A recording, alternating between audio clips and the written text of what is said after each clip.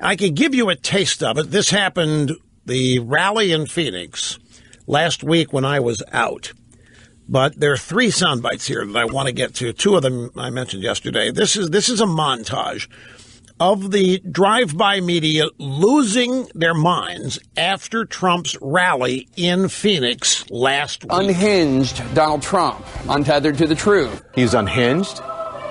It's embarrassing. That was a president totally unhinged. A man who's so clearly unbalanced and unfit. This is an unhinged, unstable man. We have seen Donald Trump unhinged. Wild, unhinged. I think that the president is unfit and is unhinged. He's not just completely unfit. He might be psychotically demented and ill of the mind. This guy is absolutely bat crap crazy. The only defensible explanation is if he is not mentally well. People saying that he's unfit to be president. People can charge Trump with being unhinged. This man is simply unfit for office, emotionally, mentally. He is dangerous and truly unfit to be president. This man is clearly not fit to be president. The president was unhinged. He is unstable. I really question his ability, his fitness to be in this office. And I also am beginning to wonder about his motivation. Maybe he is looking for a way out. So once again, in this montage, and you know the names, Jake Tapper, Don Lemon, David Chalian, Joe Scarborough, Keith Boykin, Patty Solis Doyle, Nicole Wallace, Bakari Sellers, Maria Cardona, Rick Wilson, Anna Navarro, Jorge Ramos, Chris Matthews, Ron Reagan, Lloyd Doggett, John Garamendi, Paul Begala, James Clapper. Notice they all, 90% of them, unhinged, unfit. Do they hear themselves? Do they not realize there's not a speck of originality in any of them in what they're saying? What I saw the Trump rally.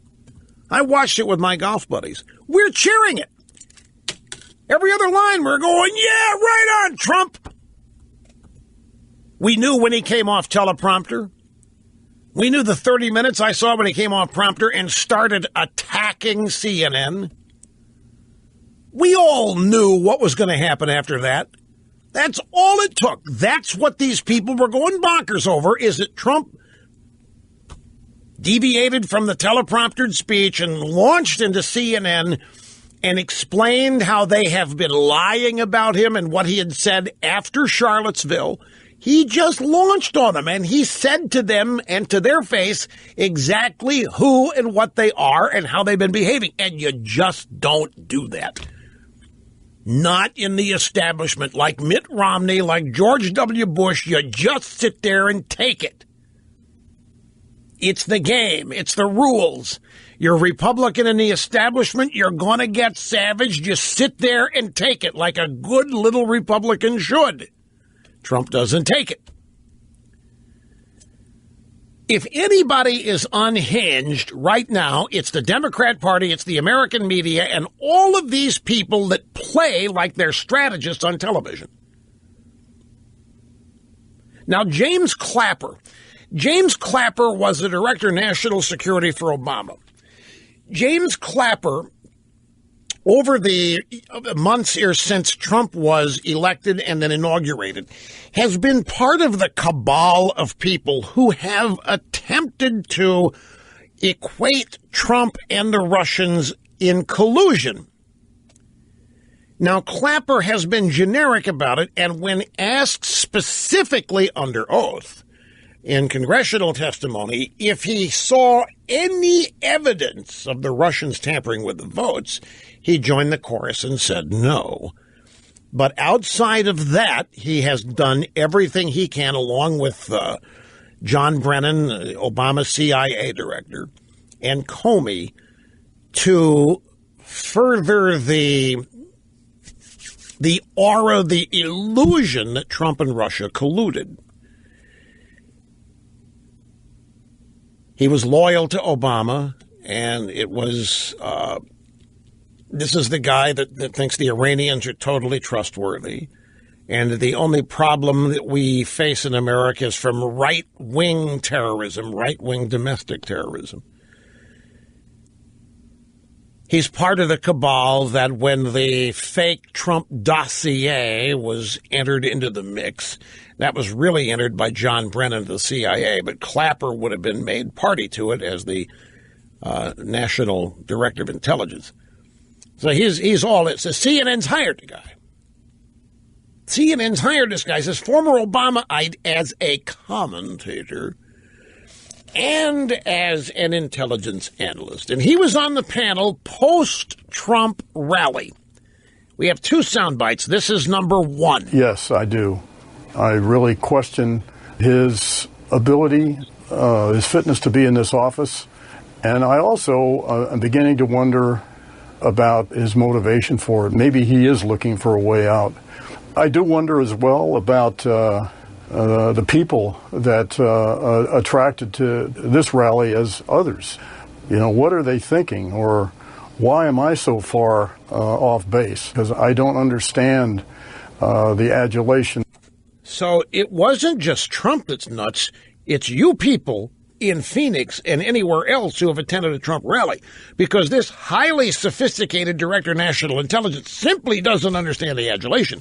Yet, Barack Hussein Obama can go to Minneapolis in the campaign of 2008 and he can say, "This is the night that the seas began to recede and the world began to heal." And the audience erupts and they start crying and they start singing songs of devotion to Obama. And we have little kids being required in the first and second grade to sing, "I love Obama, Obama's my guy, Obama is the president for life." And nobody has a problem with any of that. Nobody has a problem with a president of the United States claiming that his victory represents the beginning of the end of climate change, because now the sea levels are going to recede and the planet is going to heal. And yet all Trump did was talk about advance economic standards, standard of living, make America great again, condemn the media, point out they're lying, and this guy has a cow. I'm really very worried. I don't know the people that would show up, that adulation. I really think maybe he's just looking for a way out. And then there's got to get this one question he was asked. You said you questioned Trump's fitness. Is President Trump a threat to national security, Director Clapper? Well, he certainly could be. Again, having some understanding of the levers that a president can exercise, I worry about, frankly, the access to nuclear codes. Access to the nuclear codes. He's worried about Trump with that. Meanwhile, he worked for a guy who saw to it that the leading sponsor of terrorism in the world was enabled to get nuclear weapons themselves. Hey, I'm sorry to be screechy here, folks, but this is just outrageous. This presumptuous ass, James Clapper. Well, I'm very worried about this man and his fitness for office, and I really don't understand the people who would show up for a rally like this. It's very, very concerning. And then the really problematic thing that worries me is that this man has the nuclear codes. Give me a break. You worked for a guy that was hell-bent on pandering to the enemies of the United States, enabling the Iranians, of all people, to ramp up their nuclear weapons arsenal on the basis that we don't have the right to tell any nation what they can and can't do. So you don't even subscribe to the idea, Mr. Clapper, that the United States has any presumptive moral authority based on our decency and goodness and our beacon of light existence for liberty and freedom. We're just one of the scrum of nations out there. That's what's been wrong. We've been led by a bunch of people that don't think there's anything special about America, who don't think there's anything exceptional about America, and who believe that what needs to happen is that America needs to be cut down to size. And too many of those people have positions of authority at universities. not just in the faculty, but in the presidency. Too many of these people work in the drive-by media. We are surrounded by people who, for whatever reason, think the United States is the problem in the world. We elect somebody who believes in the United States and wants to make it great again, and these people start having conniption fits and start questioning his fitness for office. Got it ass backwards, Director Clapper.